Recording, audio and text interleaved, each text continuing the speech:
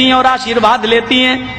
तो रामचंद्र जी ने अपनी पत्नी को झुकने नहीं दिया, दोनों कांधे पकड़ के उनको उठा लिया और फरमाया राम रामाय नमः, राम रामाय सत्यम अस्ति। हाय सीता, मैं राम हूं तेरा और तेरे राम का राम है ऊपर वाला। संस्कृत ग्रामर में ये राम रामाय जब राम के साथ आय आ जाए तो उसका माना होता का लिए, के लिए, को लिए, की लिए। राम रामाय, राम के लिए नमः, नमस्कार करो, झुको, यानी अपने राम के सामने नहीं बल्कि उस राम के सामने जो तेरे राम का भी राम है।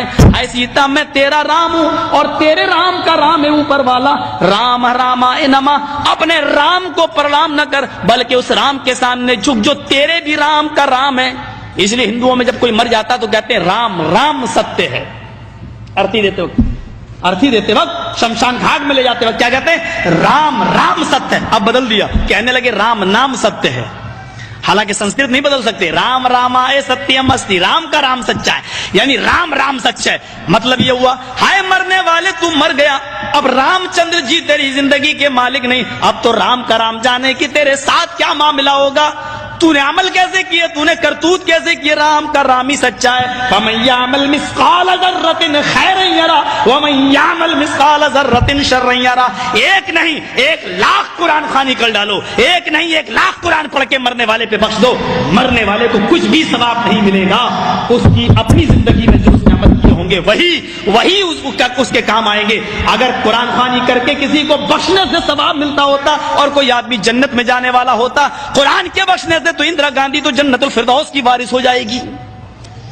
हमारा बाप मरता है तो एक कुरान पढ़ा जाता है ना। इंदिरा गांधी मरी तो जमीर फरोश कठमुल्लाओं ने, अपने जमीर और अपने ईमान को बेचने वाले मुल्ला और मौलवियों ने उसकी समाधि पर 3 कुरान खानी की है,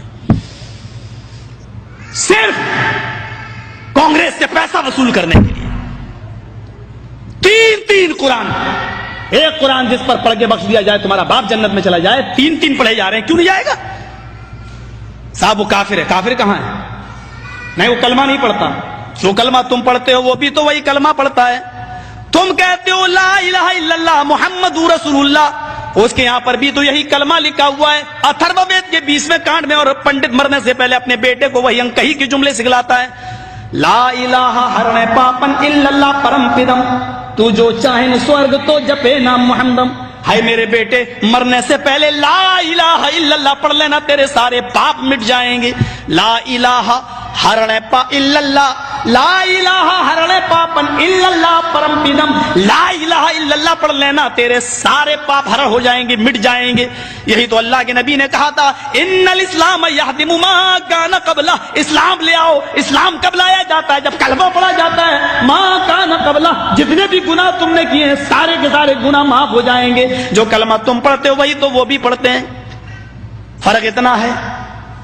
दलील क्या है? तुम खड़ी मूर्ति की पूजा कर रहे हो, वो पड़ी मूर्ति, एक पड़ी मूर्ति की एक खड़ी मूर्ति की। ये शंकर भगवान की मूर्ति है, ये बड़े पीर साहब का या निजामुद्दीन औलिया का मजार है, ये अहमद रजा खां का मजार है। ये खड़ी मूर्ति है, ये पड़ी है। जो काम इस पे हो रहा है वही काम तो इस पे भी हो रहा है, वरना मुझे बता दो। हिंदू चुनरी चढ़ाए मूर्ति पे तो काफिर, तुम चादर चढ़ाओ तो पक्के मुसलमान, वो हार डाले तो काफिर, तुम फूल बरसाओ तो पक्के मुसलमान। ये कोई चीज खाने की मूर्ति पे चढ़ाए तो कहे प्रसाद, प्रसाद खाना हराम। यहां पर कोई चीज चढ़ाई जाए उसको कहो तबर्रुक है, और ये खाना बड़ा मुबारक। हिंदू मूर्ति धोकर उसका पानी पिए और कहे कि ये गंगा जल से ज्यादा पाक पवित्र है, इससे बीमारियां सही हो जाती हैं। मुसलमान उर्स के मौके पर कब्र धोकर पानी उसके बोतलों में भरे और कहे कि इसके आगे तो जमजम भी फेल है, तो ये पक्का मुसलमान।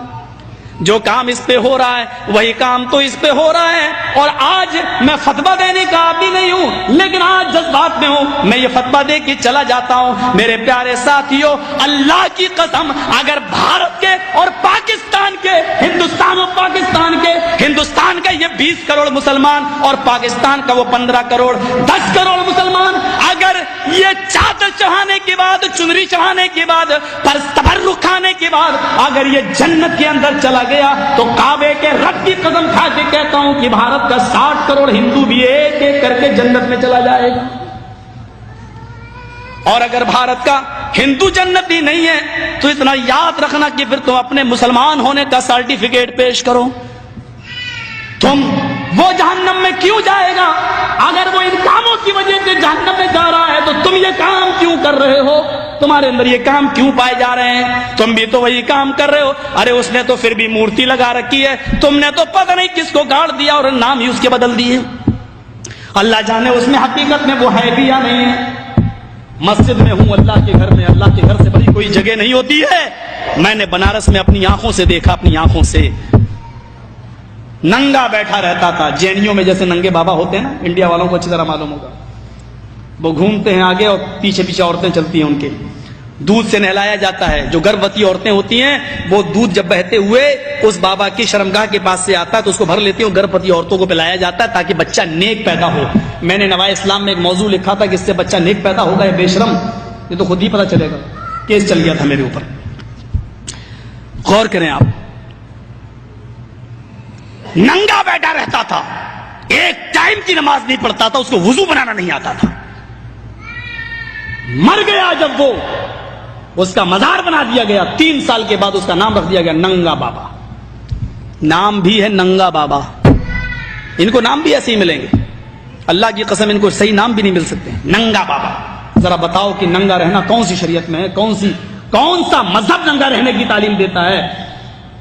کون سی تہذیب ننگا رہنے کی؟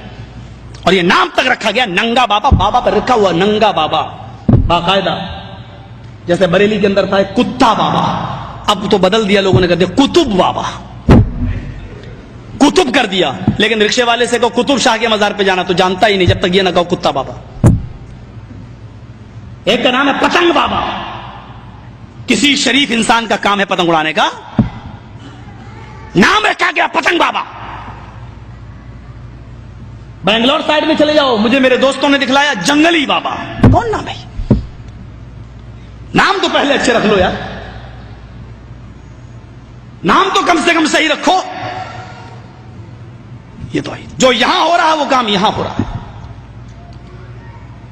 یہ میں نے ہندو دھرم سے ایک توحید بتائی. رام چندر جی نے کہا کہ اس کے سامنے جھکو جو تمہارے رام کا بھی رام ہے. ذرا اولڈ ٹیسٹامنٹ سے ایک توحید سنیے.